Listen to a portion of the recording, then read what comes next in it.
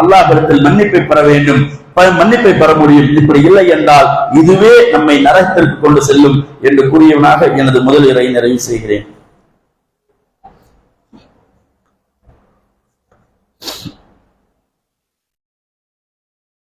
அல்ஹம்துலில்லாஹி ரப்பில் ஆலமீன்.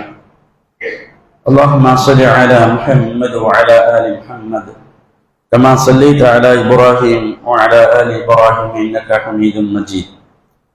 اللهم بارك على محمد وعلى آل محمد كما باركت على إبراهيم وعلى آل إبراهيم إنك حميد مجيد.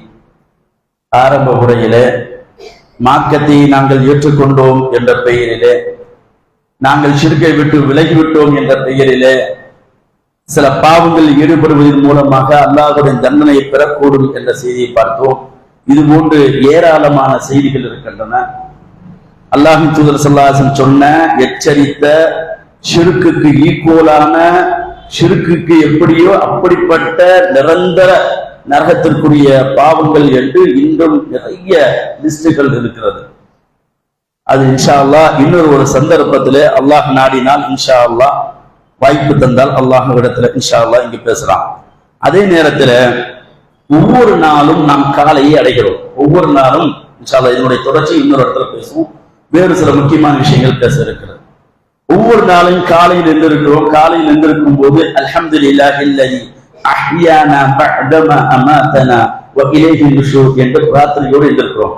அல்லாஹ்வே, எங்களை மறைத்த பிறகு எங்களுக்கு உயிர் கொடுத்த இறைவனுக்கே எல்லா புகழும். ஆக ஒவ்வொரு நாளும் நமக்கு கிடைப்பது என்பது அல்லாஹ்வின் நிஅமத். நேற்று நம்மோடு இருந்தவர்கள் இன்றைக்கு இல்லை, போன வருடம் நம்முடன் இருந்தவர்கள் இன்றைக்கு இல்லை. அல்லாஹ் தஆலா இன்றைய நாளை இன்று நமக்கு தந்திருக்கிறான் என்று சொன்னால் அல்லாஹ்வின் அருள். அதற்காகத்தான் ஒவ்வொரு நாளும் நாம் எந்திரிக்கும் போது இந்த பிரார்த்தனையுடன் எந்திரிக்கிறோம். அல்ஹம்துலில்லாஹி அல்லதி அஹ்யானா பஅதமா அமாதனா, என்னை மரணித்த பிறகு எனக்கு உயிர்ப்பி தந்த இறைவா, உனக்கே எல்லா புகழும். இலைஹி நுஷூர், அவன் பக்கமே நாம் திரும்ப சொல்லக்கூடியவராக இருக்கிறோம். அவன் பக்கம் தான் நான் மரணிச்சிருந்தேன். தூக்கம் என்பது ஒரு மரணம். அந்த மரணத்திலிருந்து திரும்ப அல்லாஹ் உயிரை கொடுத்தான். தூக்கத்திலேயே உயிர் போன எத்தனை மக்களை நாம் பார்த்திருக்கிறோம். ஆனால் அல்லாஹ் நமக்கு உயிரை கொடுத்தான். உயிரை கொடுத்தாலும் திரும்ப உயிரை எடுப்பான். ஆகவே அந்த அல்லாஹை நாம் புகழ்கிறோம். இன்னொரு வசனம் சூரத்து தாரிக்கினுடைய கடைசி வசனங்களை பாருங்கள். இன்னஹு லகவுலுல் ஃபஸ்ல், இது தெளிவான வார்த்தைகளாகும். வமா ஹுவ பில் ஹஸ்ல், வீண் விளையாட்டல்ல. அல்லாஹ் சொல்கிற ஒவ்வொரு விஷயம் தெளிவானதாகும், வீண் விளையாட்டுகள் அல்ல. அப்ப ஹஸபக்கும் அன்னமா ஹலக்னாக்கும் அபஸா, உங்களை வீண் விளையாட்டாக உங்களை நாம் படைத்திருக்கிறோம் என்று நீங்கள் எண்ணிக்கொண்டீர்களா என்று அல்லாஹ் சொல்கிறான். அப்ப ஹஸபத்தும், நீங்கள் விளங்கிக் கொண்டீர்களா, எண்ணுகிறீர்களா?